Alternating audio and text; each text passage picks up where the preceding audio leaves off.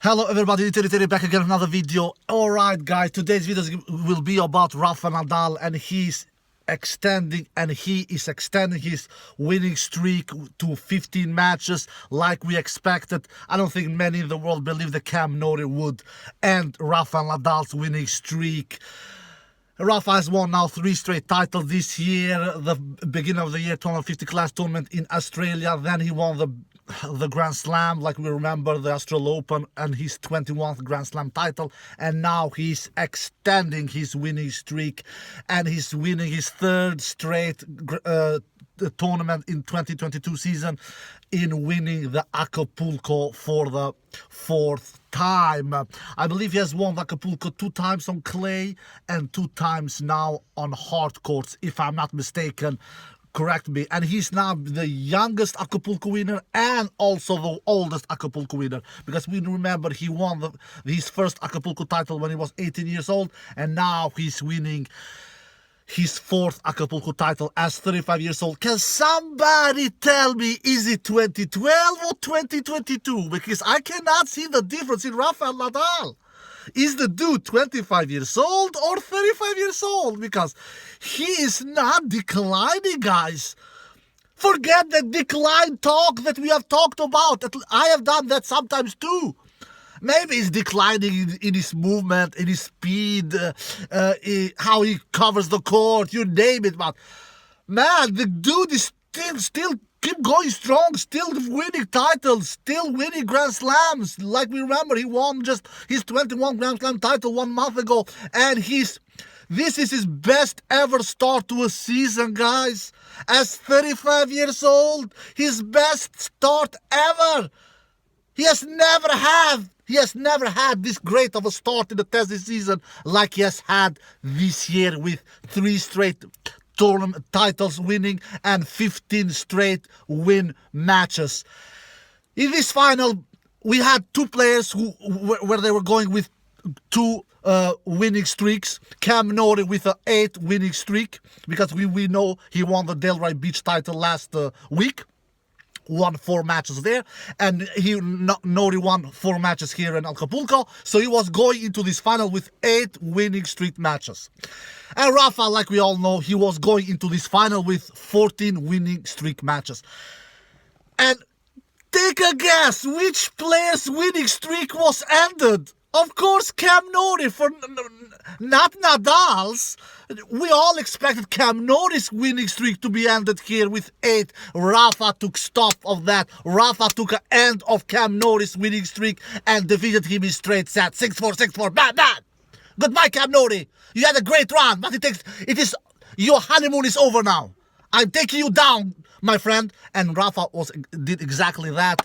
Rafa won this tournament without dropping 1 single set. My tennis fans all around the world talking about not losing 1 single set in the tournament. Now Rafa is the history maker. He's the first ever player in the Open era to win 30 tennis tournaments without dropping 1 single set. That is a breathtaking stat.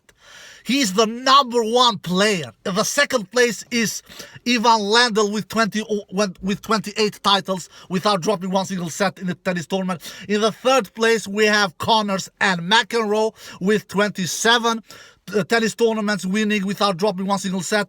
In the 4th place, we have Roger Federer and Bjorn Borg with 21. Not Bjorn Borg, I'm sorry, not Bjorn Borg. Roger Federer and Guilherme Vilas with 21 tennis tournaments winning without dropping 1 single set. And in the 5th place, we have Novak Djokovic with 19 tennis tournaments winning without dropping 1 single set. So Rafa is the record leader here, guys, with 30 titles without dropping 1 single set. Impressive stuff. He has won now his 25th hardcourt title. As do we have still people who say Rafa Nadal can't play tennis on hardcourt? Do we have still people who say that? I don't care that this is a final class tournament. I don't give a damn about that. Give me the break, guys. We are talking about the player that many people around the world has called him Claydal. He can only play on clay. He's weak on hard courts. He's weak on grass. Give me a break, for God's sakes. He's not as good on hard courts and grass like he is on clay. We all know that, because on clay he's more or less invincible at times and has been the last 15 years, but he's bloody good on hard courts and grass as well, guys. Rafael Nadal, the consistency machine. He's going strong, even though he's 35 years old. Now he will be the new world number 4. He will take one step up from world number 5 to world number 4, I believe. And man, what to say about this match? Rafa started strong from the get-go here. He was cruising in his service games in the first set, like he did against Dan Medvedev in the semi-final. He was steamrolling in his service games in the first set. Cam Norrie didn't see one single Cam Norrie didn't see one single break point opportunity in the first set, where Rafa never was in trouble in his service games in the first set. And Rafa was doing 89% first service in the first set. My God, impressive stuff. That was breathtaking, impeccable, unbelievable, outrageous. 89% landing first service in. Rafael Nadal in the first set, and was winning 79% of those first serves. 79. What can Cam Norrie do that against that kind of serves? What can he do? Rafa was untouchable in his serve in the first set. And Rafa had only one break punch opportunity in the first set. Of course, he took that. Clutch beast that he is. He showed that against Medvedev, to say the least, in the semifinals, where he saved 11 break punch opportunity the other day.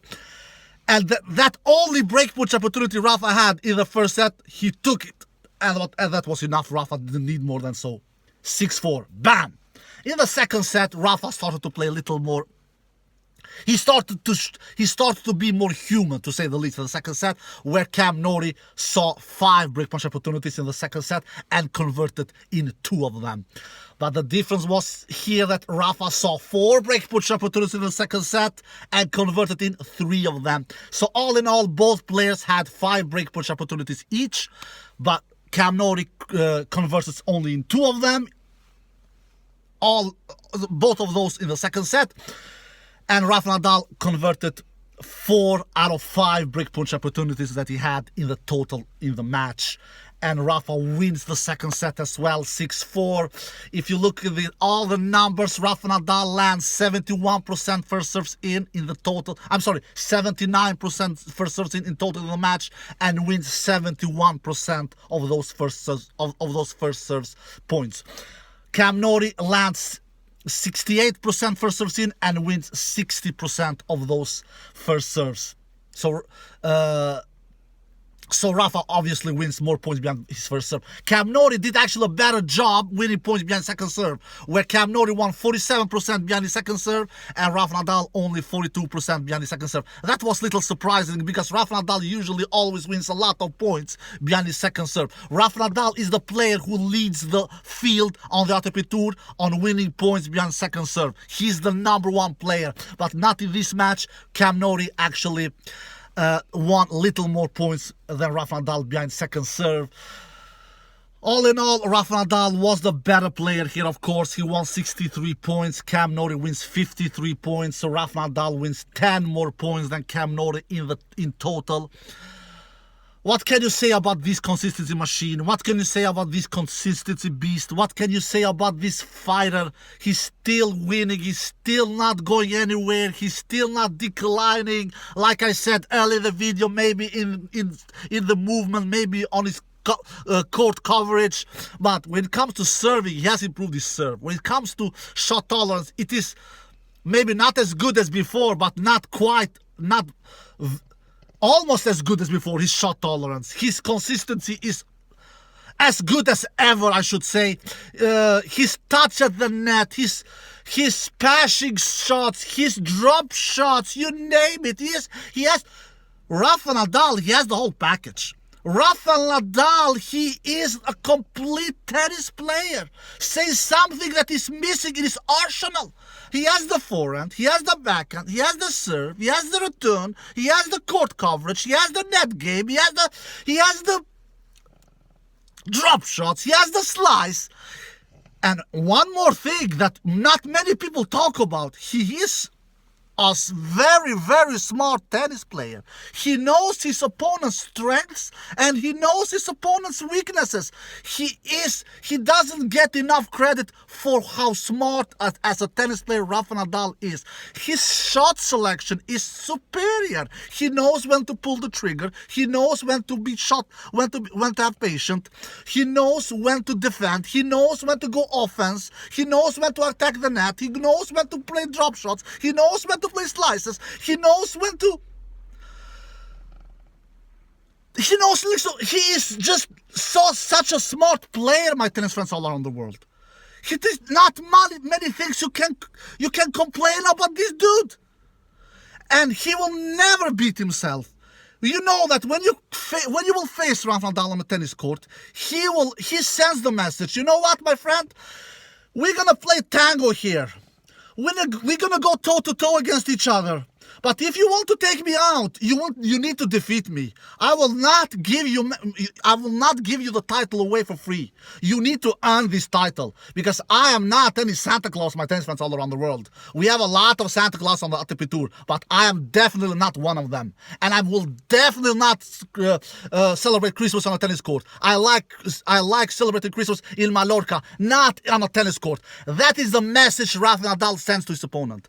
And Cam Norrie is not a weak dude.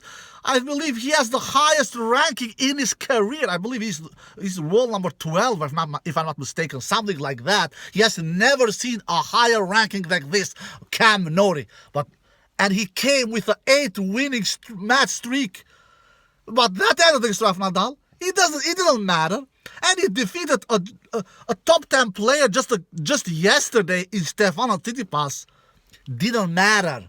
Didn't matter because when you face a consistency tennis machine like Nadal, it just becomes such a huge mountain to climb. And this was just too big of a mountain to climb for Cam Norrie. He pushed Rafa a little in the second set. In the first set, he didn't stand a chance.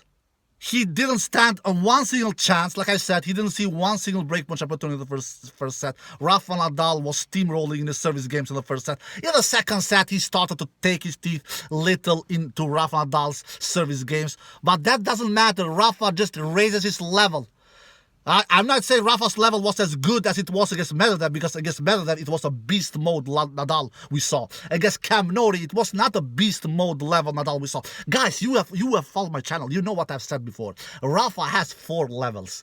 Rafa is not like Federer and not like Djokovic. He has 4 levels. I'm gonna tell you if you have forgotten which kind of levels he has. He has the average level, he has the good level, he has the great level, and then he has the beast mode level. These 4 levels Rafael Nadal has. All the other players also have these levels, but they have 1/5 level, the lowest one, which is the horrible level. Nadal never plays horrible tennis. Federer, I've seen him play horrible tennis. Djokovic, I've seen him play horrible tennis.